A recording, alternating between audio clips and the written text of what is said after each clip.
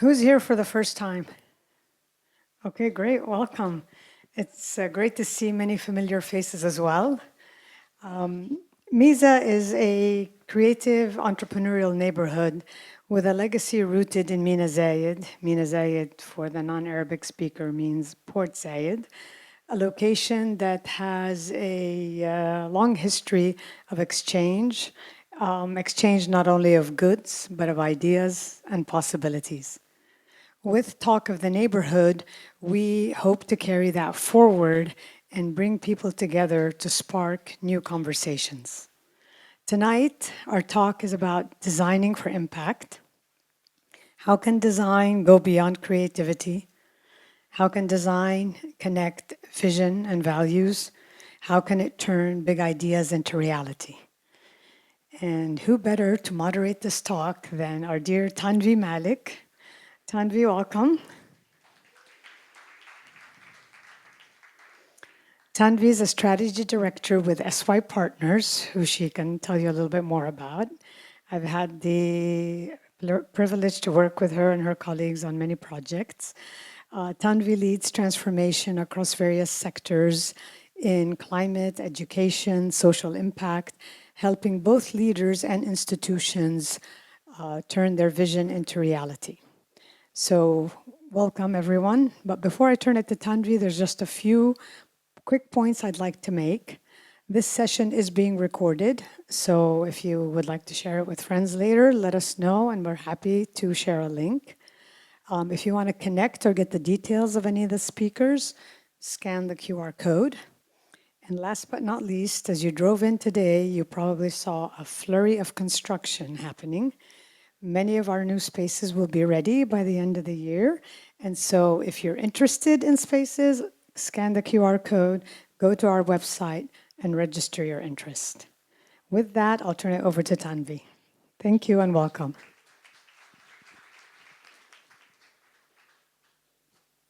All right. Thank you, everyone, for being with us today. And as Hanan said, this is a topic dear to all of our hearts. And in my work and in the work of everyone you see here, we think about design not just in what we make, but why we make it, who it's for, and the impact it has. And in that process, we think about both design as imagination, but also discipline. And today we'll be talking about, in each of these diverse practices, how they balance that tension, how they think about staying true to values, to being human and designing really for each other and with the planet in mind, and design as both product and process. So with that, I'd love to ask Richie to introduce herself, and then we'll hear from the rest of the speakers. Hello? Okay, I am alive. Thank God for that. Good evening, everyone. My name is Richie. I am the co-founder and CEO of Orikami Lab, proudly made in the UAE. What we basically do is that we help build pathways between policymakers and the people that they're catering to. Practically, what that looks like is identifying the voices that matter to them, going to go where they are, listening to them, using them to build experiments that can help test the vision at a small scale before we migrate it to configure in the dynamic realities of everyday life. And we use research, service design, and the amazing diverse skill sets of the minds that live in the UAE. But that's just a gist. And you'll hear more about us in the next hour. Thanks, Richie. Zaid? Hi, my name is Zaid Farouki. I run my own label, and I've been doing it for the past 10 years. And it's all about keeping our heritage alive, and I think representation in a globalized world, but yet preserving our artisans and artisanal work and our history, and presenting it maybe in a manner that can actually be worn proudly across red carpets, whether it's from the daily and as well. So across the board, women's and men's. Thank you. And Fida. Hi everyone, Fida here. So I lead the branding and marketing efforts of HIVE. If you guys haven't heard of HIVE, HIVE is a residential brand, but we think of us as more than just a residential building, and we'll get into it while we're talking. But we're based currently in JVC at the moment, but we're definitely growing, and yeah, more on that while we talk. Thank you. As you can see, we have design and service and product and systems and community. And with that, I'd love to start with you, Zaid, and talking a little bit about the duality that you bring to design, of course, with your background also in business, but also being the artist of your business and how you've brought that to scale, how you think about the end consumer, and how you make hard decisions in the process. Please go ahead. Do you want to ask the hard questions? So, the whole process of it, or do you want to tackle a certain? Maybe start with a little bit of how you balance the business and the art, and then I think it would be great to hear an example of how that's played out for you. Perfect. So I actually come from a very traditional Arab or Middle Eastern household where I was actually informed to go get a business degree before I went into the arts. So I actually have a business degree. And to kind of still keep the creativity flowing, I actually minored in art, which I had the privilege of doing. And later on, did I get my degree in fashion design. So my background, I think the initial phase or what I was taught or trained was actually the business. And then eventually the layer of art and fashion was layered on top of it. So there is a duality, and I think when you're creating a business or starting off your own business, which I did 10 years ago, I think you initially want to kind of think of it as a survival mode. How can you actually pay the bills month on month, year on year to actually continue? But later on, funny enough, the craziest thing is you kind of have to turn off that business mind because now people are asking more of you creatively. You've built, you established a name, you established a business, and now even that you've built it, they're like, what's next? What's out of the box? And so I think that is the best thing about it, where initially it is actually making sure that you're able to fulfill all your financial needs. But yet again, knowing when you're able to kind of take off that hat and just being like, now I'm the creative. I don't want to think about costs. I don't want to think about which client this will go to. I just need to create because this will push the creative boundary, how I represent it, which artist is going to wear it, which magazine will pick it up, and eventually the clients will come through. I'm curious on just tapping into how you mentioned at the beginning about working with artisans and working with so many different cultures and communities to bring that to life. And I'm curious about how that connects into this gear switching. When do you play up or down the different communities that you think about as you switch between business and the artist mind? So working with artisans, of course, you need to take into consideration from a business perspective that the time and amount of money that it takes to produce these handcrafted pieces. So it's not like you're working with a factory that can minimize costs. And things are time sensitive when you're working with an artisan. So when you're working with an artisan, they might tell you it might take 5 hours, but it might actually take 7 or 8. So if you want to look at it, from a business perspective, you actually need to account for this discrepancy of some sort. And that's something that gets added to your cost price when you're producing. When you're working with certain artisans, you're not looking at competitive pricing anymore. You're questioning whether the quality is up there and how I can present it to match the price point that you're asking for at this point. So when I'm working with artisans, mostly we have a general costing and how can I work the product for the quality and the hours and the presentation to match that. And it's not like I'm gonna work from a product where like, this cost me like, I don't know, just for a matter of fact, just an example, but this water bottle cost me $1 for my costs, and then I can retail it for another $1.50, and then I'll be making a 50% profit off of it. It doesn't work that way. And sometimes your pricing will be out of whack compared to your competitors, because your competitor might have economies of scale, so they might be tapping into their whole system.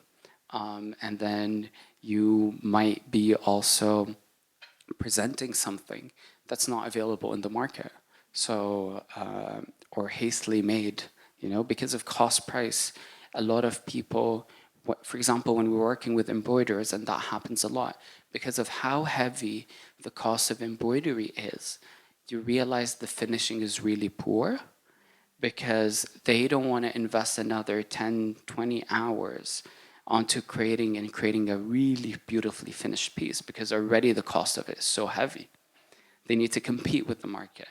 But then again, it's questioning and be like, no, it's okay. Let's add another 10, 15 hours to finish this product.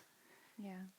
And I think what you're getting at in terms of that gray area of how you value design and all the components that go into it can probably be quite relatable to when design is a service and you're really talking about the human contribution to that process and creating value together. So I'm curious, Richie, like what's been your experience of that gray area and how you think about creating value and impact?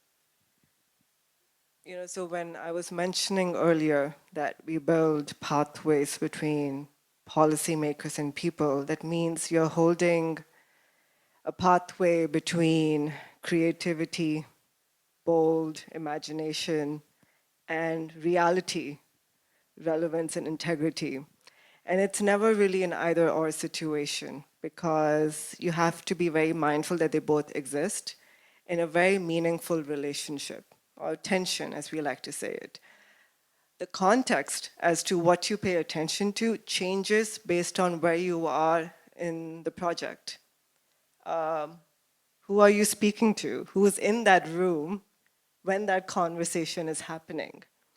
And, we've had to, at least for me, I've had to do it in duality. So when I am working at the stage where, let's say, we have to do discovery, then we have to make sure we're very expansive. We are encouraging, we are understanding the landscape in front of us.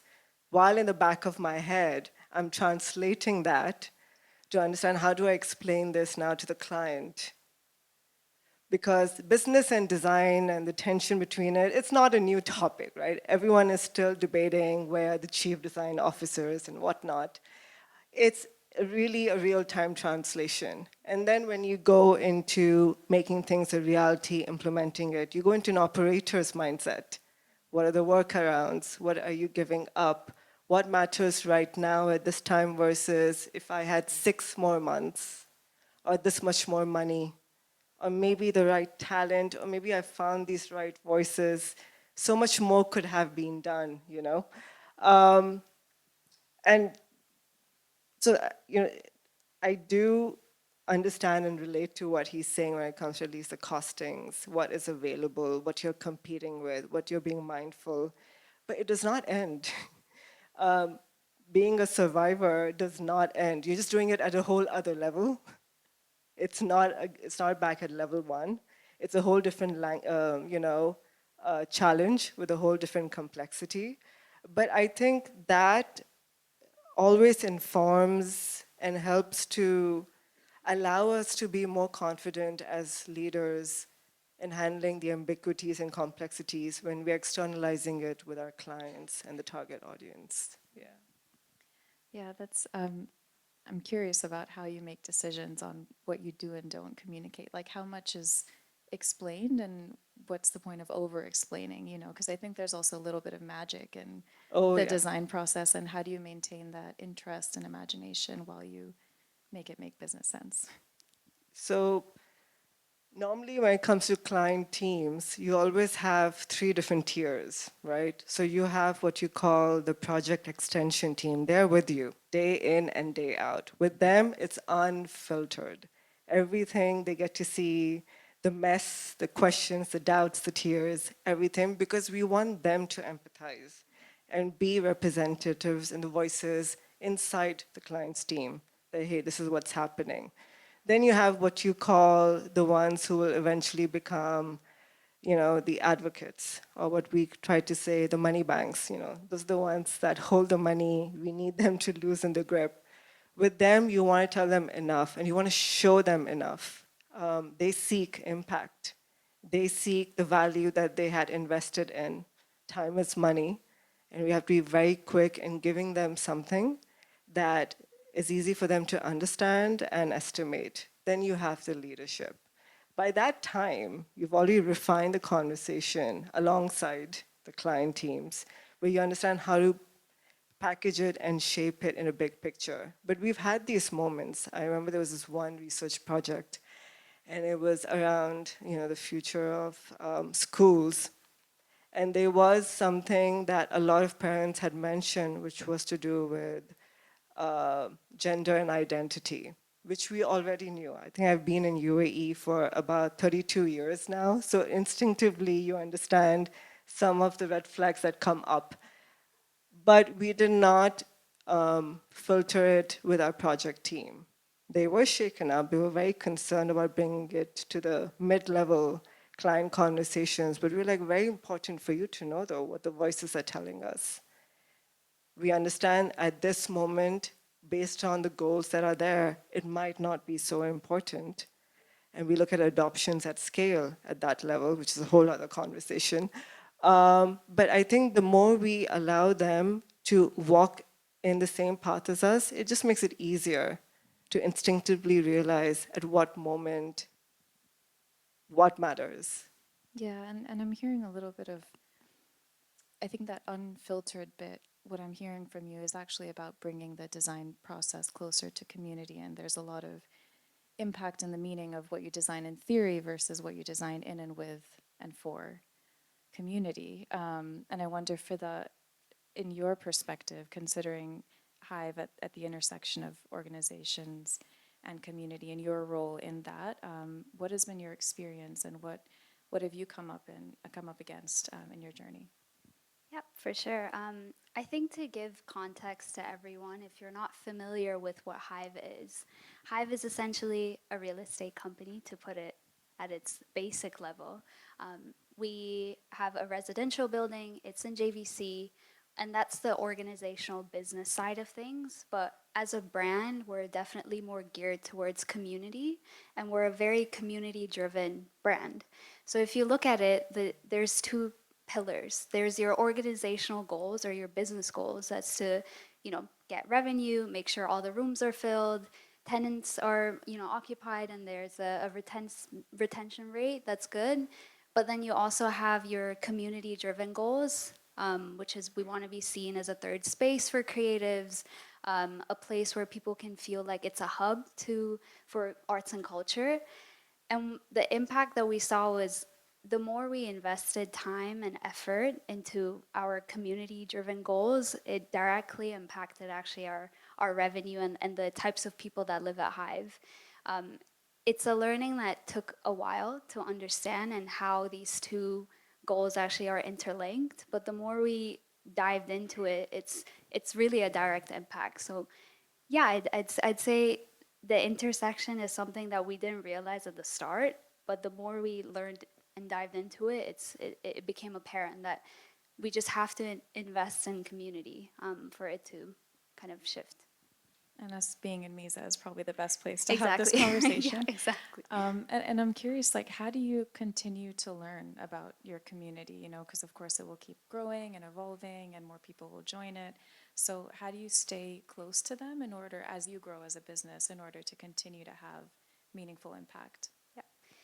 For us, I think initially we only thought of HIVE as our residents. We started learning what the residents wanted, and then we realized actually there is a wider community that we need to hone in on, and it actually helped bring in the right residents into the building. So when we think of wider community, we think of our partners, people we can reach out for events, but also just those who are loyal and understand what a third spaces, or like those who want that sense of belonging to Hive.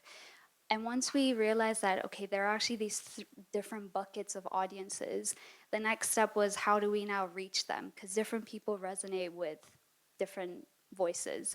And you can't really reach all of them if you want to. And that's what we tried to do at the start. We're like, let's try and get everyone into Hive, and we're going to bring all these types of different people, and let's, come to JVC. And that's when we realized actually we need to hone in on a few types of individuals that resonate with, let's say, a niche or a community, and then design our communication to reach those exact target markets. So it took a while, a lot of learning to understand how people think, how people communicate, what do they resonate with, age groups.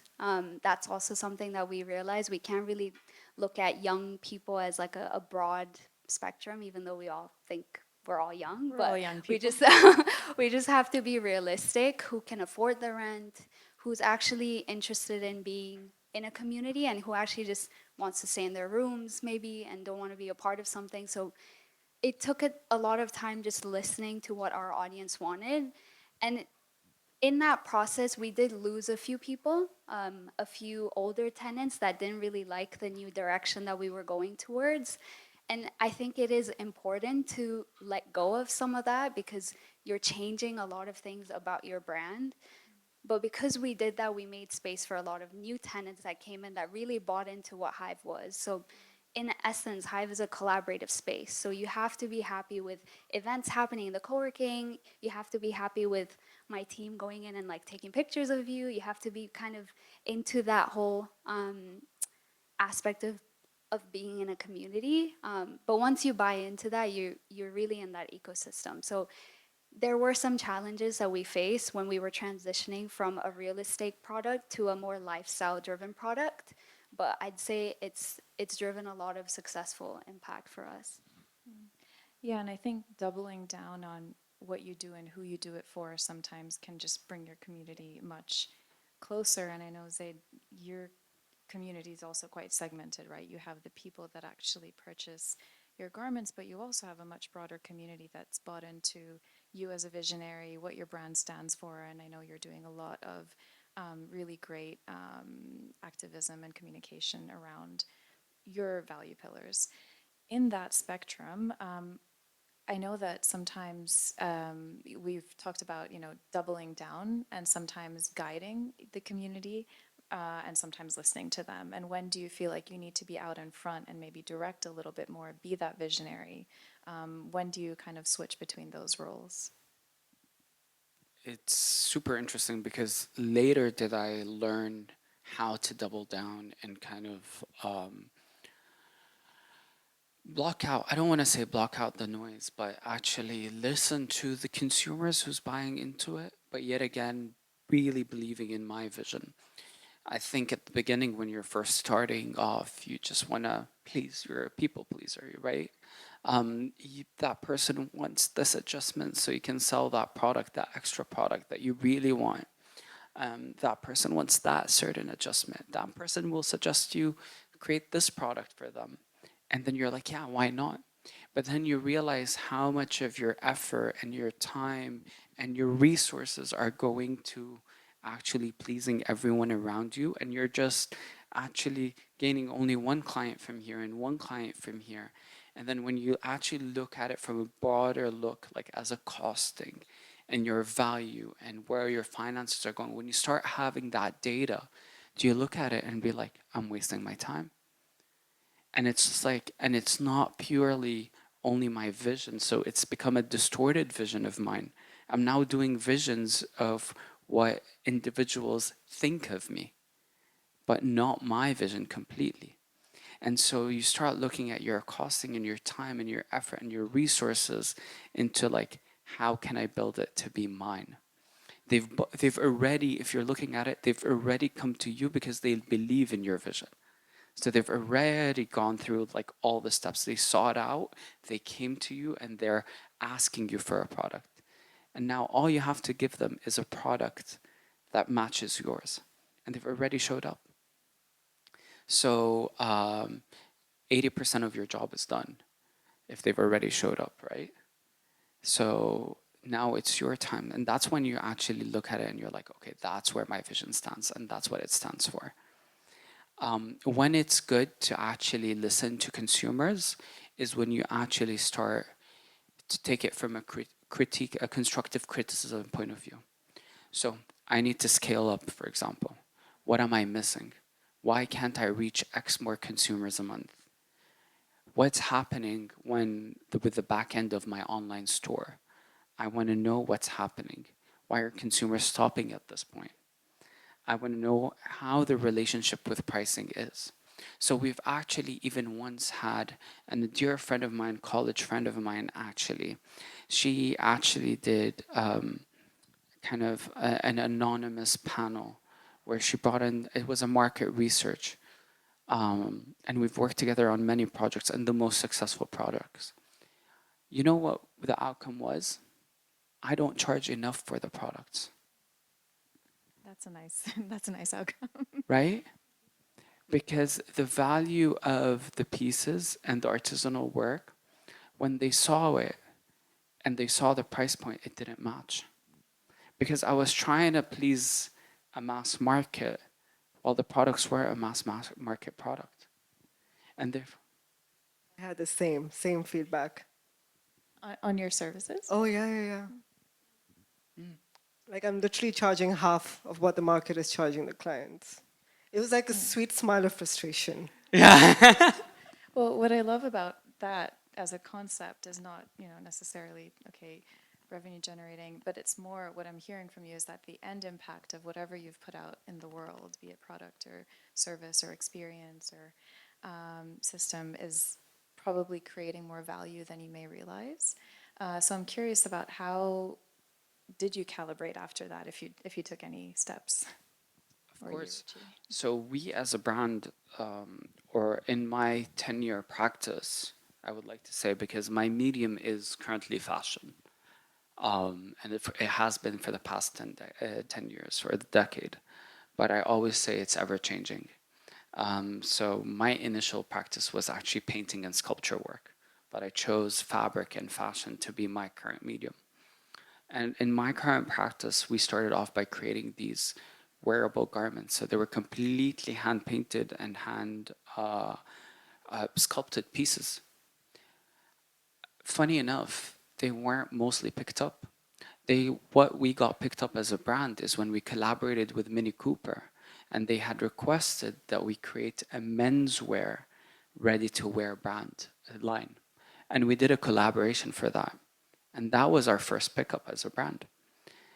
Later on, that evolved into introducing a ready-to-wear brand.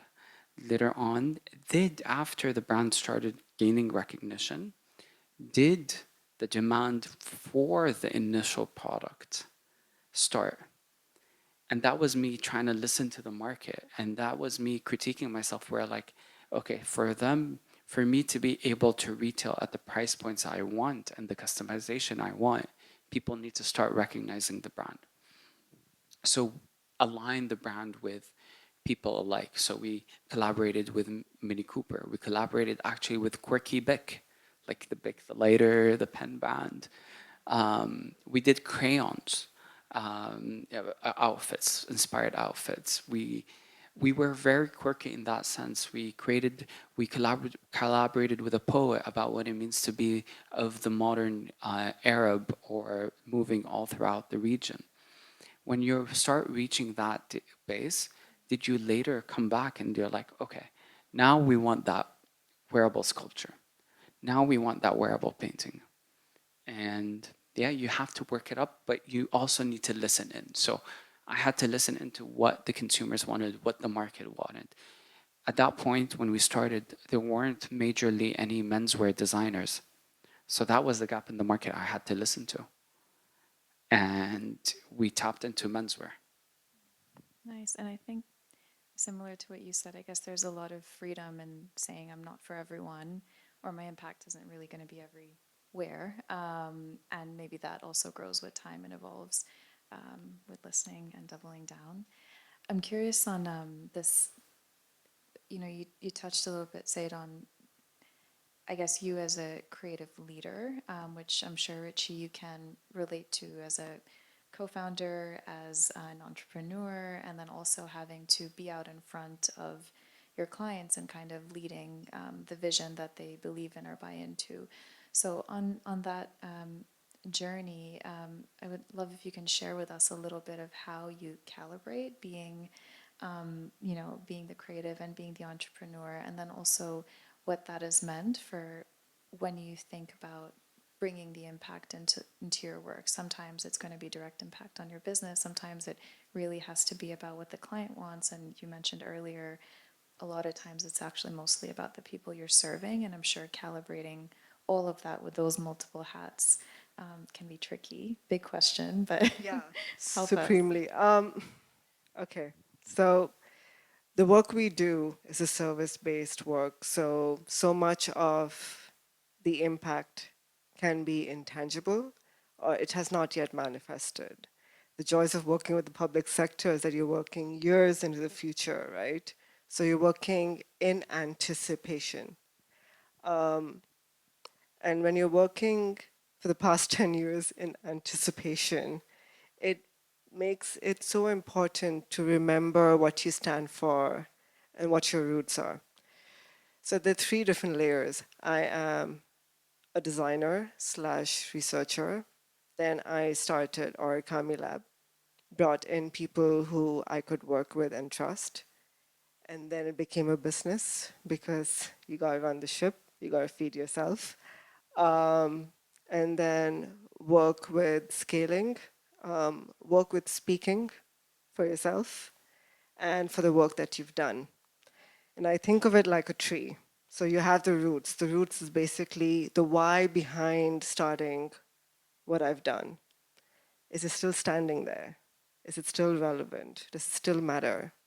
Structuring it with the relationships I form, irrespective of where the branches go. So sometimes we do research work on behalf of another agency that's much bigger in size. And that client might not be our client is actually the agency. And the other branch could be we're working directly with the ministry on maybe just coming up with 100 new services in 6 months. So it's so different, the context. What makes these branches, even if they are going in different directions and we trust them to bend in whatever way they want to, is that they're anchored in to what Orikami Lab promises to commit. A mistake I had done was say, you know what, design is so agnostic. It's so beautiful, like design thinking. You can actually apply it to anything. What happened was my value and the value of Orikami Lab got diluted because I had to keep on showing and proving I'm an expert in multiple different contexts. Now, what's happening here is that you're not really rooted in a spot. You're going wherever they want you to go. You're giving the control and authenticity to them. Now, when you're in a creative business, you've already given that power to someone else. Your self-worth, your demand has been externalized. No matter what the therapist tells you, it's all outside, it's not within. People see you based on the case studies, based on the awards, based on the logos you have on your website. And that's what you need to keep on You're doing. breaking some hearts right now. Huh? You're breaking some hearts right now. I mean, But it's true. I it hear is you. true, right? So one thing I realized is that I had to come back to the Richie 10 years ago who decided to be brave enough in starting something that at that point did not make sense, might make more sense today, and believe in that a bit more, in a more brave manner. Like the ambiguity that we ask the clients to trust, we got to trust that ourselves too. We cannot control the outcomes, but we can control who we decide to do the work with and commit to the process with the belief that it's going to take us somewhere. And we have the necessary clarity, or our butts have been kicked multiple times too hard to now know what we need to do differently this time. And I think that also as a designer, one learns that, right? They say after 200 sketches, you finally get the aha moment. is the same thing as a business. And then as a leader, you're hoping that, okay, I did it 200 times. The person who comes next should just do it 150 times. Let's make it easier for the next guy. Yeah, I mean, I love the vulnerability and courage in that. And I have one more question for you, and then we also want to turn it over to the audience. But just in what you just shared, Richie, especially because in your practice, we talked about data, we talked about, seeing business growth over time, but as you said, it's actually quite a long tail journey and you may not see that immediate impact. But you just talked about doubling down, and where does that come from for you? Pretty much like that. So what we do is that even if there are people who choose to not work with us, we reach out to them to understand the why. To just see, what could have been done differently, what could have mattered differently. I remember there was this one time we were so confident. I think I still am, but we were so confident that we can go into spatial strategy, okay?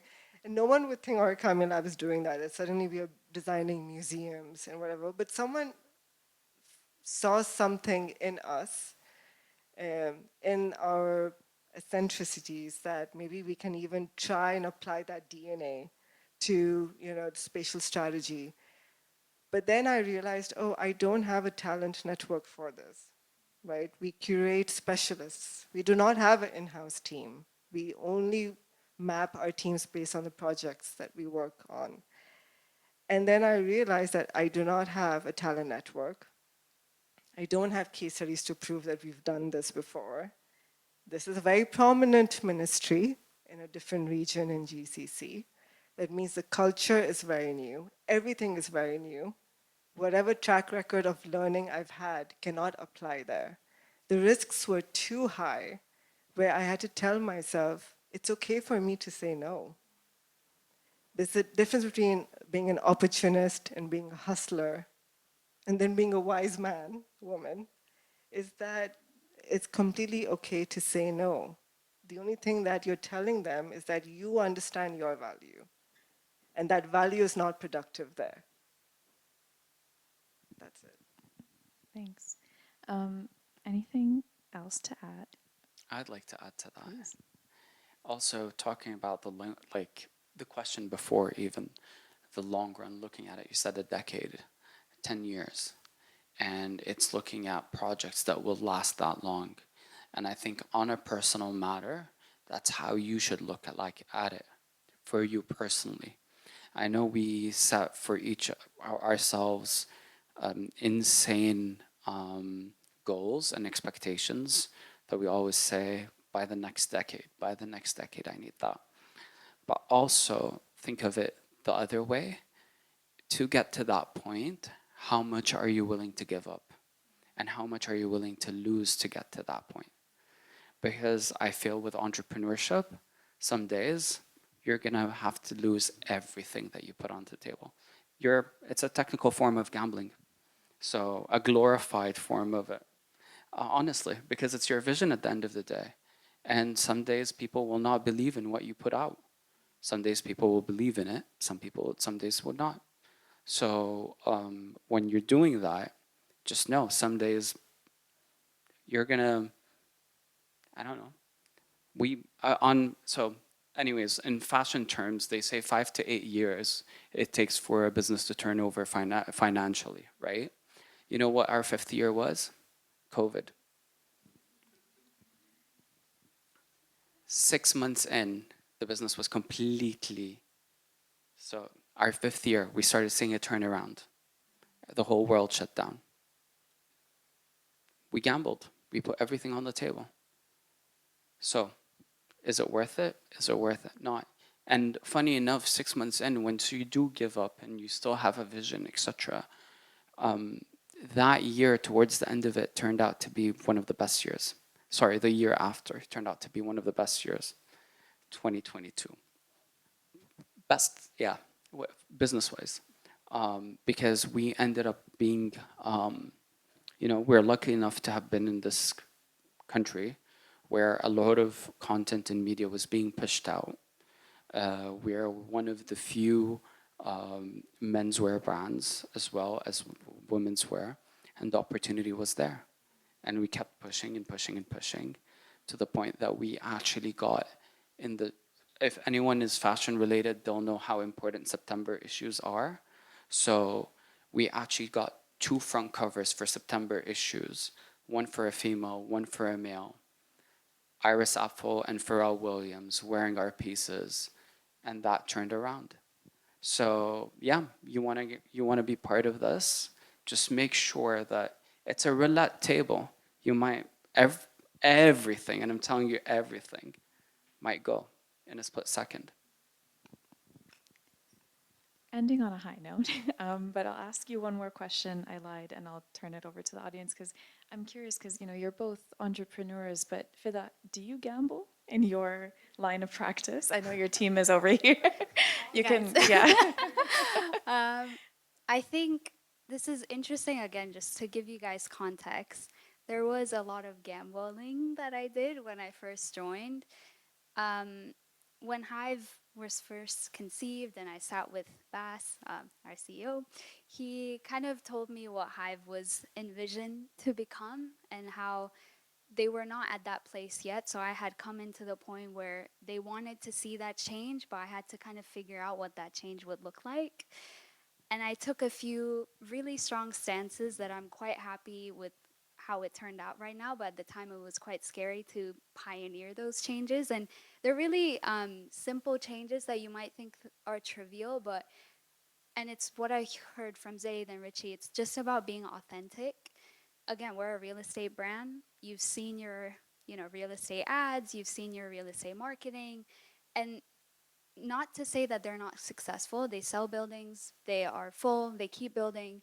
And if we went down that route, I'm so sure we'd still be successful.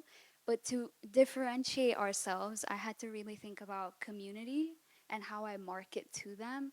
And so I took a few gambles. So one of the first things is for our captions, this is very trivial. For our captions, I said we're not putting any capital letters. Like we're gonna be very ambiguous and nonchalant, and it's gonna be all small, like lowercase letters, and that's just our brand tone. And we've stuck with it, and it's, I guess, worked. Like people like how it looks.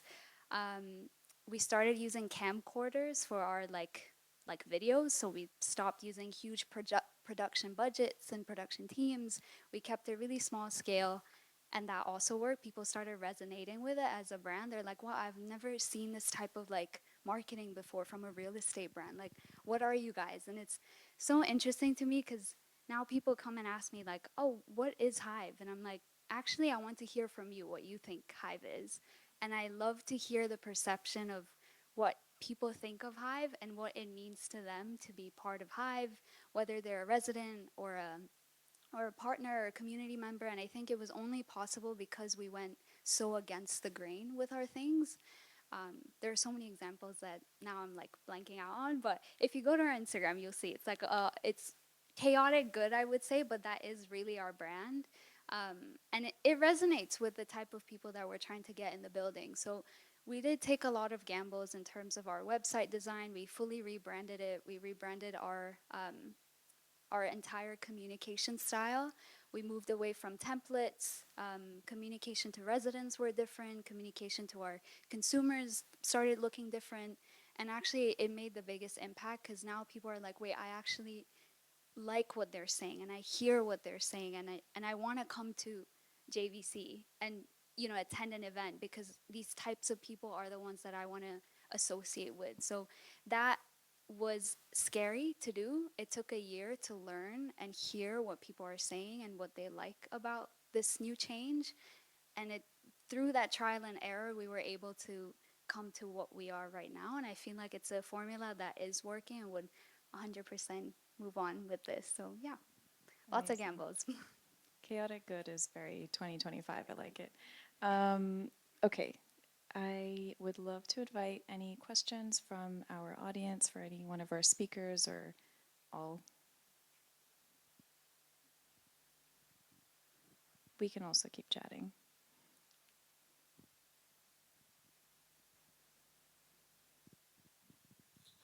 Hi, good evening. So, first of all, thank you so much. It was wonderful listening to all of you and your stories, and also the kind of vulnerability you brought into the room, talking about your experiences and from your businesses. So, you talked about those specific times where things got quite hard, and then you said, and then we turned it around. And I believe I've also been a couple of times in those situations, and I feel these kind of times are usually the times when you are most creative. And when I take that creativity connected with business and paying the bills and paying employees, etc., I wonder, how have you managed when you were so creative? When did you start stopping yourself and saying, now I need to look straight again? What's my next goal? When did you stop the creativity and start being a businessman or a businesswoman again to get back on track with your business?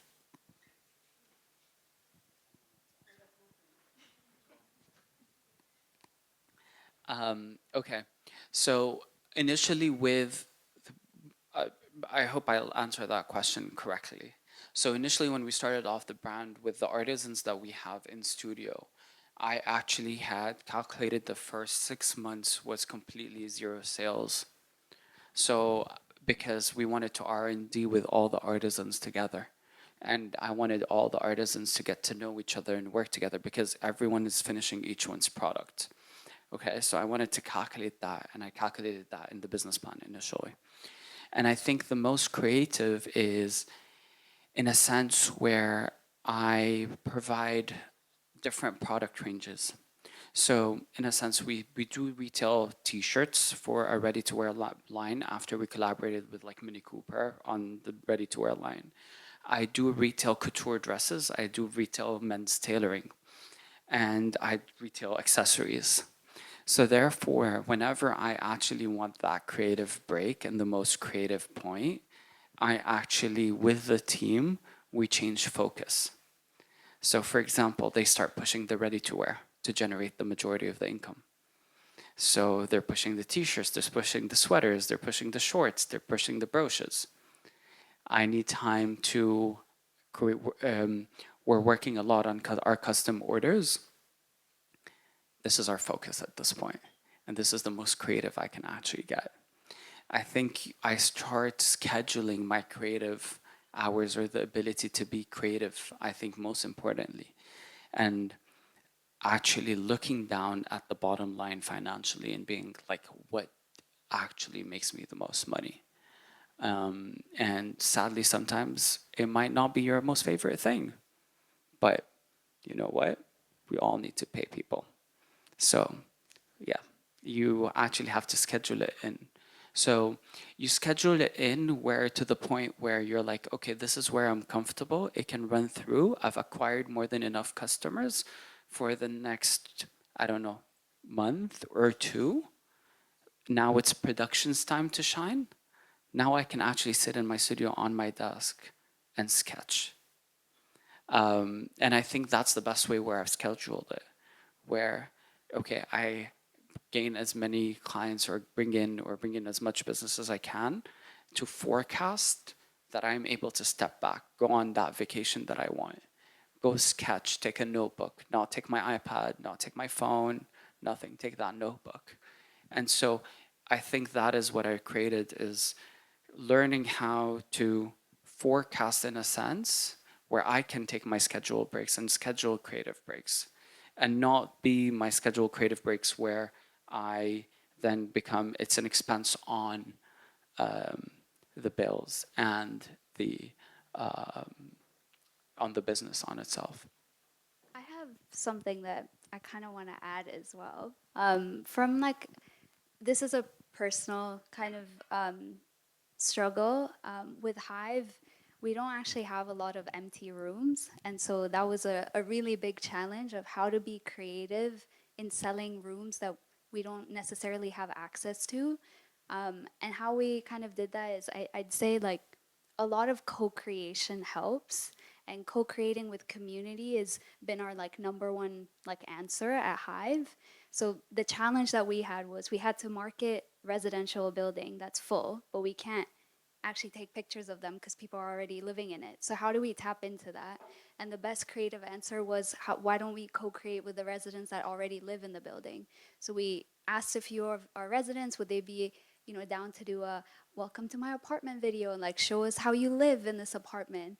And we filmed these series of residents at HIVE. And that way we were able to show the apartments, we were able to actually show the residents. And it was like a creative way of showcasing that without having the necessary resources, because we don't have all these buildings. We just have one building with 117 apartments and they're all full. So how do you market a building that's already full? So that was one creative way of trying to overcome that. And most of the times my solution for these problems is always co-creating. When you co-create with your community, something creative always comes out of it. So yeah, that's just my 2 cents.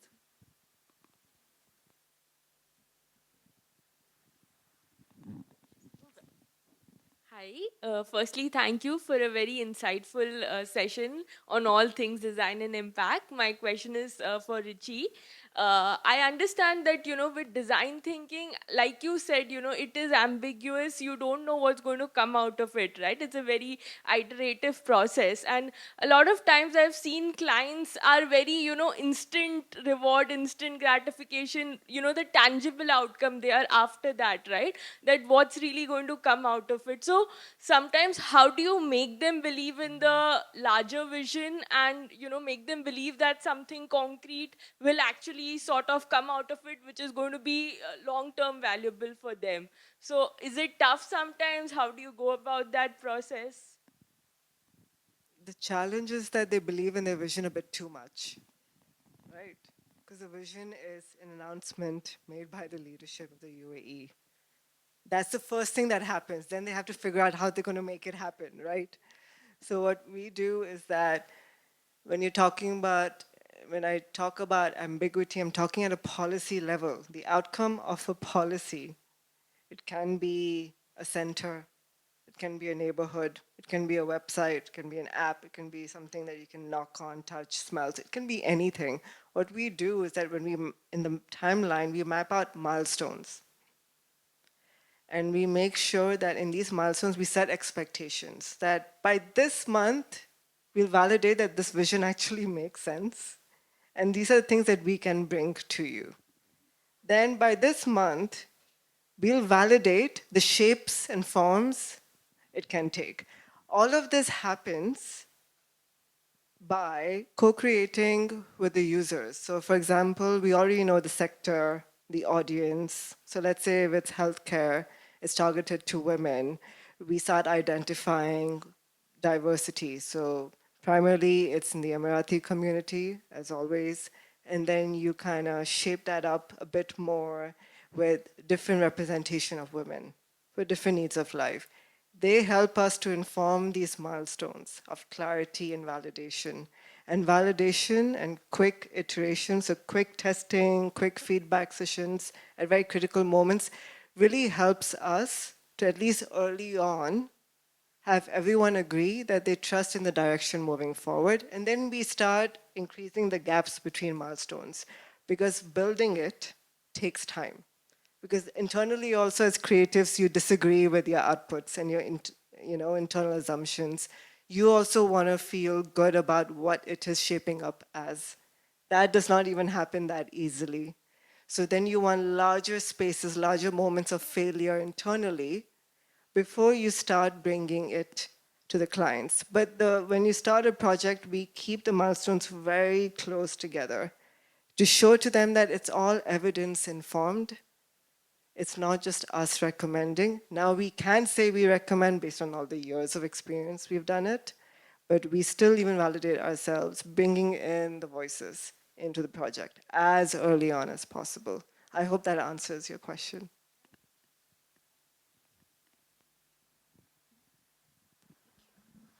Hi, I have a question actually for Zaid. So you had spoken about having a conversation with a friend about not charging enough in the industry. And I just wanted to ask, given your industry also depends a lot on artisans, how do you ensure that as you grow and as you become more successful, that you're balancing the appreciation for them, and how do they really grow with you? The, just one second, just to clarify. You're asking about the artisans or you're asking about the clients? No, the artisans. Okay. So a lot of our artisans actually that we work with are actually in-house. Okay. So actually the majority of the artisans that have been in-house have been with us for over 7 years. So I think that is the most important thing. It's like they know the brand inside out more than I do.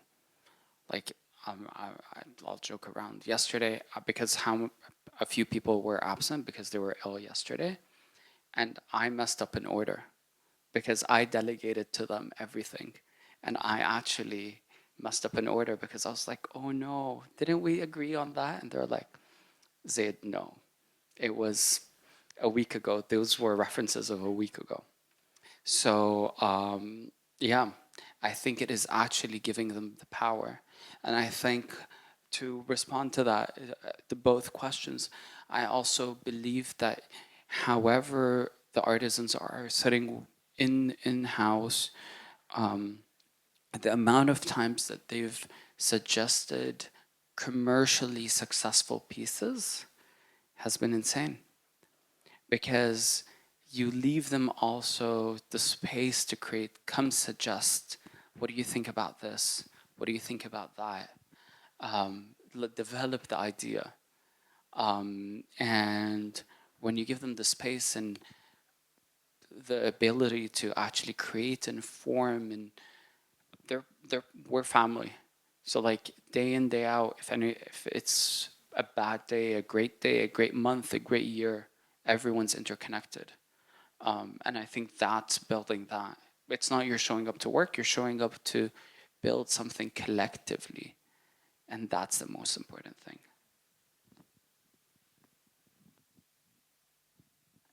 Hi, my name is Reem Hamid. Thank you everyone for your discussion. I have a question. I think it's gonna be more related to fashion or a brand in general and design. In terms of when you see that your products are in a huge demand from your community, and knowing that you don't want to be a brand that it's one of your values is that you don't want to be a fast-paced brand, or whether it was for a specific design product or a fashion outerwears or whatever you want to call it. How do you kind of make sure that you still have that customer satisfaction, as well as knowing that creativity flow over time, and you give yourself some space and time to kind of to brainstorm, to have space for more creative I would say time and space to come in, and knowing that yes, your product or whatever that you're fabricating is succeeding, but you don't want it to be a fast-paced thing. But like it's such a complex thing to kind of satisfy every part and every element of that business, and knowing that it's also there's a community, there is a business scale, there is a revenue that you want to bring in, and there's also that creative and value and authenticity that you want to bring in and don't want to lose in terms of like business.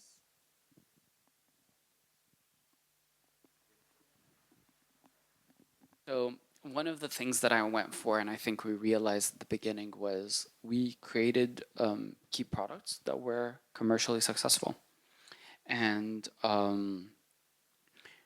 people demanded them. Even when they weren't in stock, we run also more or less, we run in small batches. I don't overproduce.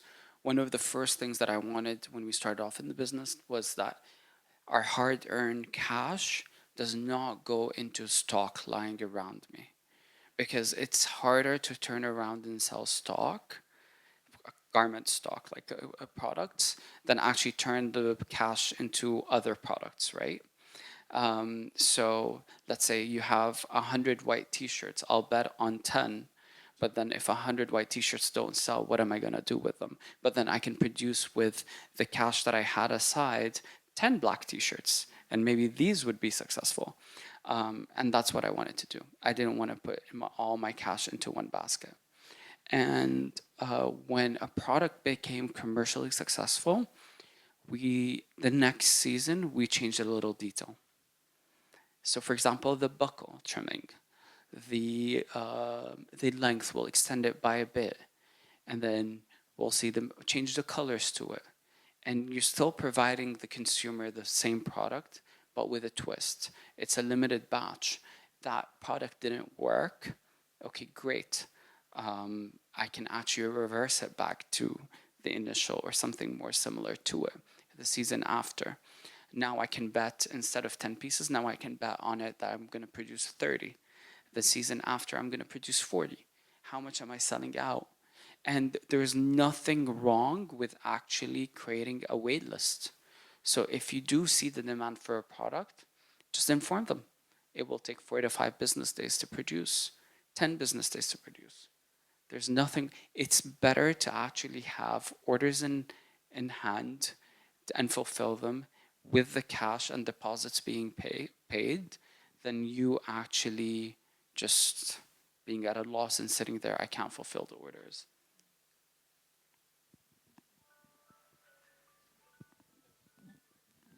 I mean, from a service point of view, though, like when you were talking about handling the different aspects and balancing it all, the one thing that I started doing, because I realized that more than a designer, I was focusing more on business growth and sales and, constantly introducing Orikami Lab and making proposals and whatnot, that the designer part of me was being ignored.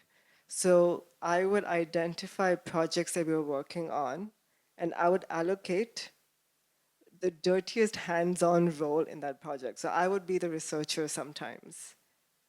I would go out, find people, I would go out and do the interviews, because that would help me remind myself the reason why I'm doing this. And I would force myself to make sure that gets allotted, that gets scheduled. It's not ever really balanced, because by the end of it, it's like you are making your own dream come true. So to be able to commit to yourself, you have to be less of that dreamer and more of the, handling it. But I always make sure that some parts of me in every project, I am there next to the interns, the juniors, doing a bit of the work. So some moments of joy is felt. But that's the way I approach it. Yeah. Yes. Hi. This question is for Fida. I'm curious to know, because you mentioned it was a rebrand. Curious to know what the baseline was when you kind of came in onto the project, and then how you decided that community was the direction that you were going to go. Because it made me think about a residential project, I think it's in Sweden, where they were targeting single moms. So like all the kind of communal spaces had spaces for kids to play in, and that was their whole strategy, and that's the direction that they went on. Very niche market, like completely just single moms were allowed. So yeah, I was just curious to know why, if community was chosen or if it was kind of given to you as a sort of brief that they wanted to focus on community. So just curious to know what your like creative process was. For sure. Thanks for the question. I think community was always one of the key pillars of Hive. Even from the time Bass was thinking about this idea, he'd always had that vision. It just never came to being, because obviously when you start a business, like we've discussed so far, revenue kind of comes first. You have shareholders, you have people that you have to answer to. So unfortunately, revenue did take that part in. And so a lot of the strategy that went in from, I'd say, the first 2-3 years of Hive was to do with how do we just get people in and get that revenue going.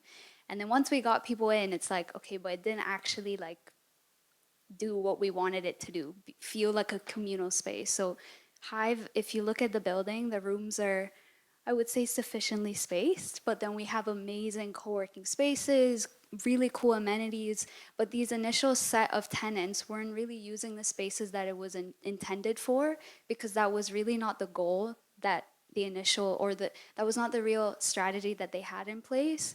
So when I came in, it was, okay, we have these spaces.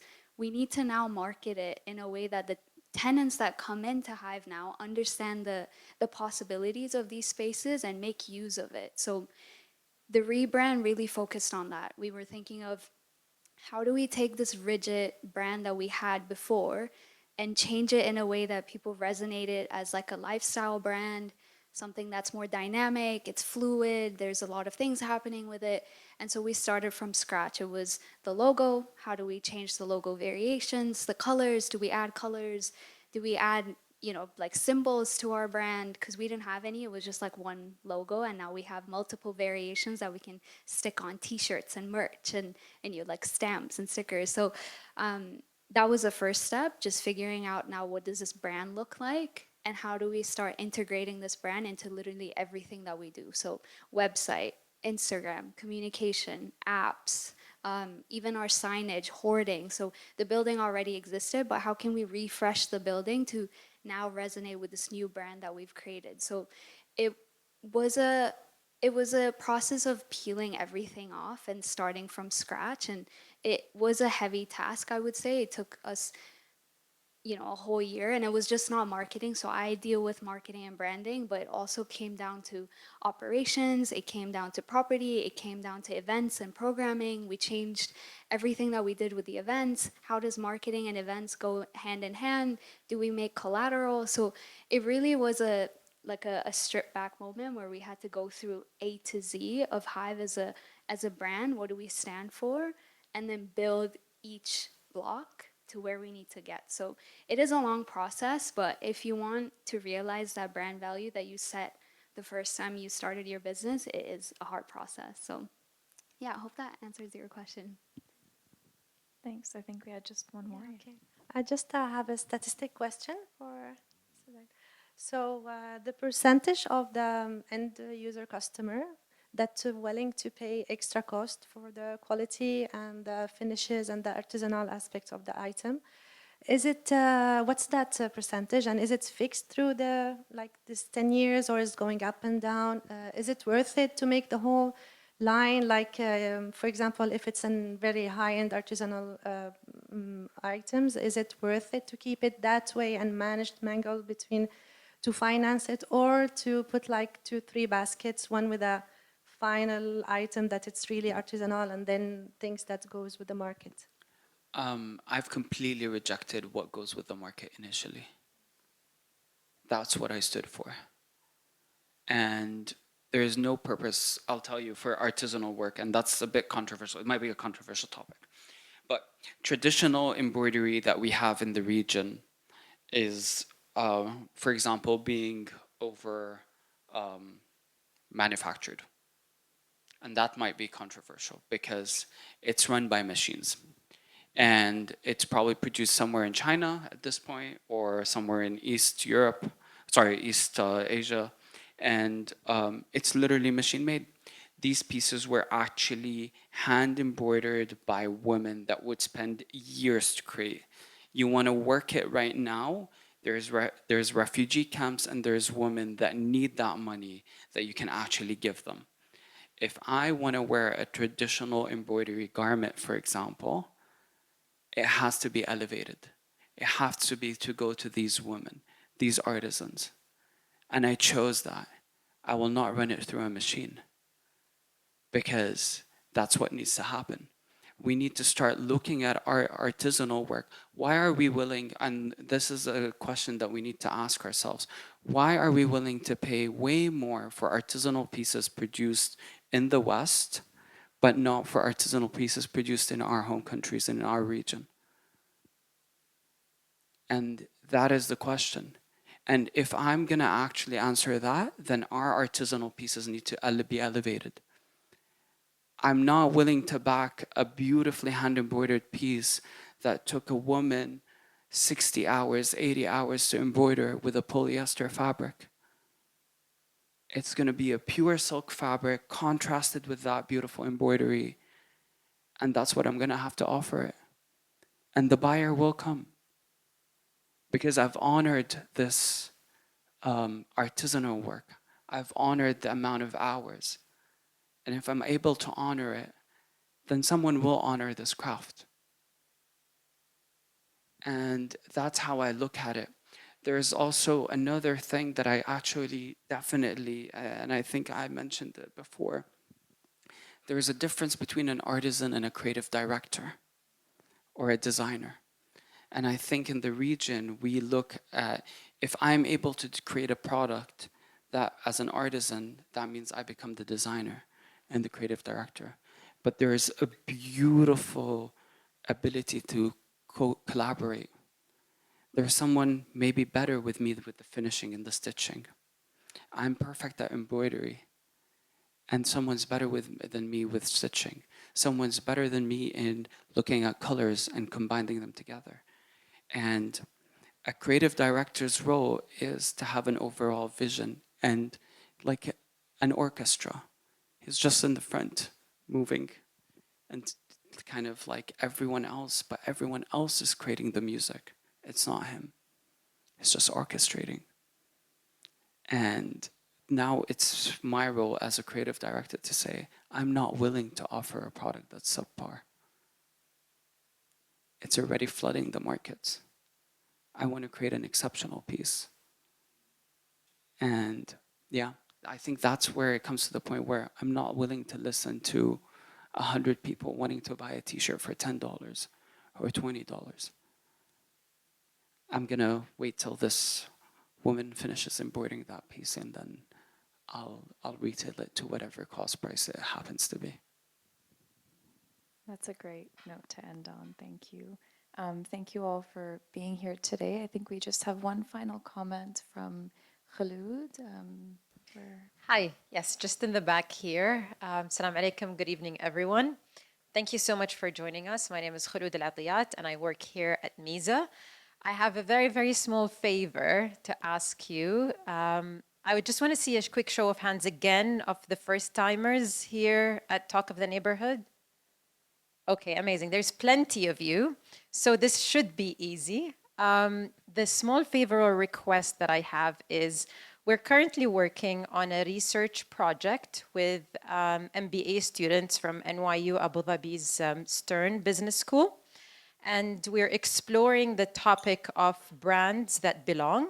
And so we would love to take 30 to 45 minutes of your time, not tonight, definitely not tonight, but for those of you who are willing, we're gonna need about 2 to 3 people separately, online or in person, to give us 30 to 45 minutes for us to just ask you a set of questions as part of our research to help inform the topic of creating brands that belong. So those of you who are interested and willing, we just need 2 to 3 people. Come and see me after. Thank you so much. Back to you. Thank you.